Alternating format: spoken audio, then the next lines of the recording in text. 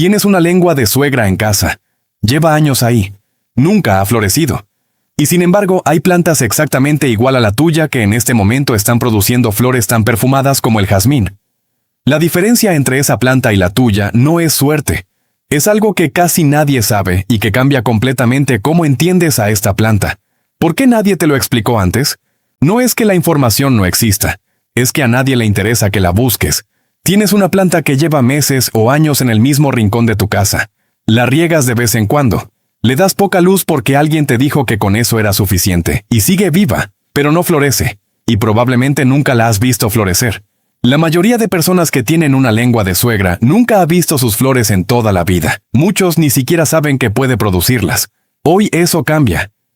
Al final de este video vas a entender exactamente qué activa la floración de tu lengua de suegra, qué significa cuando ocurre según las tradiciones que llevan siglos conviviendo con esta planta, y cuáles son los pasos concretos que puedes aplicar este fin de semana para empezar a crear las condiciones que la llevan a florecer. No teoría, pasos que funcionan. Imagina el oeste de África. Nigeria, año 1200. No hay termómetros, no hay laboratorios, no hay botánicos con título universitario. Pero hay algo más antiguo que todo eso. Hay observadores. Personas que llevan generaciones mirando la misma planta. Mirando su comportamiento en épocas de sequía. Mirando cuándo florece y cuándo no. Y lo que vieron fue esto. La sansevieria no florece cuando la vida es fácil. Florece cuando algo la empuja hasta el límite sin romperla. Florece cuando el suelo se seca por completo y las raíces ya no tienen dónde crecer. Florece cuando el calor aumenta y los días se alargan. Florece, exactamente, cuando el mundo le dice que el espacio se acabó. Los pueblos del delta del Níger no lo llamaron estrés, lo llamaron transformación. En varias tradiciones de África Occidental, la sansevieria era considerada una planta guardiana. Sus hojas rectas y afiladas no eran decoración, eran escudos. Se plantaba en la entrada de las casas, en los umbrales, en los espacios donde lo de afuera y lo de adentro se encuentran. Y cuando la planta florecía, aquellos observadores no lo interpretaban como un accidente botánico. Lo interpretaban como una señal. El guardián está bien. La casa está en equilibrio. Lo que protege esta planta está siendo protegido. Los herbarios coloniales del siglo XVIII documentaron que las comunidades de Nigeria y el Congo utilizaban la sansevieria no solo por sus fibras, que son notablemente fuertes, sino como talismán contra energías negativas. Lo que esos documentos no capturaron es la razón detrás de esa creencia, y esa razón es la que vamos a explorar ahora. Ese conocimiento se fue marginando poco a poco. No hubo una prohibición. No hubo un decreto. Simplemente cuando llegaron los mercados de plantas de interior a mediados del siglo XX, la lengua de suegra fue rebautizada como planta de bajo mantenimiento, planta para rincones oscuros, planta ideal para quien olvida regar. Y esa narrativa fue tan conveniente y tan rentable que nadie tuvo interés en complicarla. Una planta que no necesita nada es fácil de vender. Una planta con un comportamiento complejo y fascinante requiere explicación. El mercado de plantas de interior mueve más de 17,000 millones de dólares al año solo en Europa y Norteamérica. Y en ese modelo, la sansevieria perfecta es la que sobrevive sin que te preocupes por ella. No la que te sorprende con flores nocturnas perfumadas como el jazmín.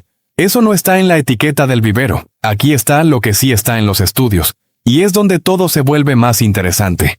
En 1989, la NASA incluyó a la sansevieria trifasciata en su estudio sobre plantas para purificación del aire en ambientes cerrados. El estudio, publicado como parte del programa de investigación de la Administración Nacional de Aeronáutica y del Espacio, documentó la capacidad de la planta para absorber compuestos orgánicos volátiles como benceno, tricloroetileno y formaldehído. Pero lo que pocas personas saben es que la sansevieria fue la única planta del estudio que realiza un proceso llamado metabolismo ácido de las crasuláceas, o CAM. A diferencia de casi todas las plantas, cierra sus poros durante el día para no perder agua y los abre de noche para absorber dióxido de carbono. Es el mismo mecanismo que le permite sobrevivir en los desiertos de África Occidental, y es también la razón por la que su fragancia es nocturna. En 2024, investigadores de la Universidad de Tecnología de Thonburi, en Tailandia, publicaron en la revista Environmental Science and Pollution Research un estudio sobre la sansevieria trifasciata y su capacidad para recordar el estrés. Cuando la planta es expuesta a contaminantes durante una semana y luego se le da tiempo para recuperarse, desarrolla lo que los investigadores llamaron memoria vegetal. Al exponerla al mismo estrés por segunda vez, Elimina los contaminantes casi completamente en 2 horas. La primera vez le tomaba mucho más. Eso no es una metáfora, eso es bioquímica. La planta aprende y lo hace acumulando un compuesto llamado ornitina, que activa sus enzimas antioxidantes y la vuelve más eficiente. 2 lenguajes separados por siglos describiendo la misma verdad. Las tradiciones de África Occidental decían que la lengua de suegra florece y se fortalece cuando enfrenta adversidad sin ser destruida.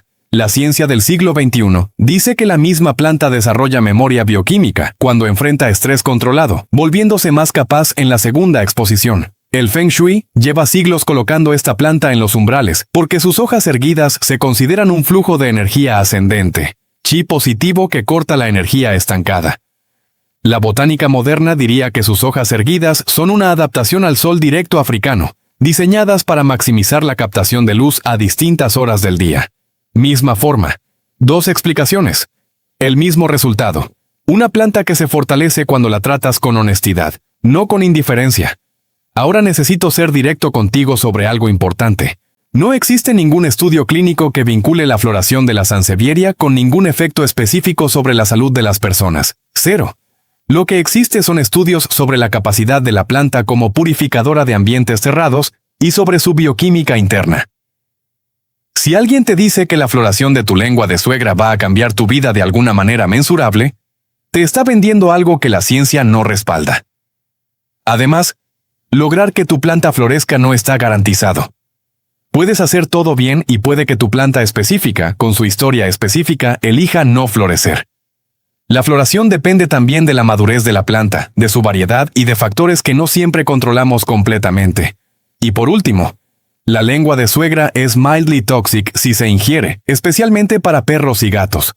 No es peligrosa al tacto, pero si tienes mascotas que muerden plantas, manténla fuera de su alcance. Esto es lo que sí puedes hacer. Lo vamos a llamar el protocolo del umbral. Porque es exactamente eso. Llevar tu planta al borde de algo sin empujarla más allá. El primer paso se llama el ayuno. Tu planta necesita saber lo que es la sed real. Deja de regarla completamente durante 4 a 6 semanas. Si vives en un clima frío y seco, quizás 3 semanas sean suficientes. El suelo debe estar completamente seco. No ligeramente seco. Completamente. Cuando presiones el suelo con el dedo 2 centímetros hacia abajo y no encuentres ninguna humedad, espera una semana más. Este periodo seco replica las condiciones de la sabana africana en la estación seca. Es la señal que activa los mecanismos de reproducción de la planta. El segundo paso se llama la exposición. Mueve tu planta a la zona con más luz de tu casa. Luz indirecta brillante, cerca de una ventana orientada al sur o al este. Si tienes un balcón con sombra parcial, úsalo durante el día. La planta necesita energía solar real para producir la floración. No luz de rincón, no luz filtrada por 2 cortinas, luz real. Este cambio debe ocurrir en primavera, idealmente entre febrero y abril en el hemisferio norte. Si estás leyendo esto en otro momento del año, espera a esa ventana. El tercer paso se llama la raíz justa. Revisa el fondo de la maceta. Si ves raíces saliendo por los orificios de drenaje, o si las raíces llenan completamente el espacio sin tierra visible, tu planta está en condición de floración potencial. No la repotes todavía. Ese ligero apiñamiento de raíces es exactamente el estrés controlado que activa la floración. Si la maceta tiene mucho espacio libre, la planta seguirá creciendo hojas sin necesidad de florecer. El cuarto paso se llama la espera activa. Después del ayuno, riega abundantemente una sola vez.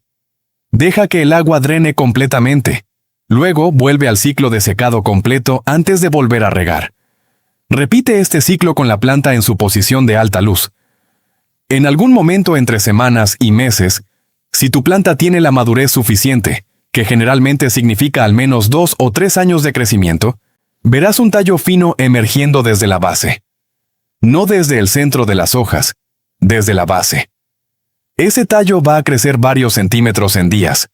Al final del tallo van a aparecer pequeños capullos de color blanco cremoso, agrupados en racimos. La primera noche que abran, sal a olerlos. Te vas a sorprender.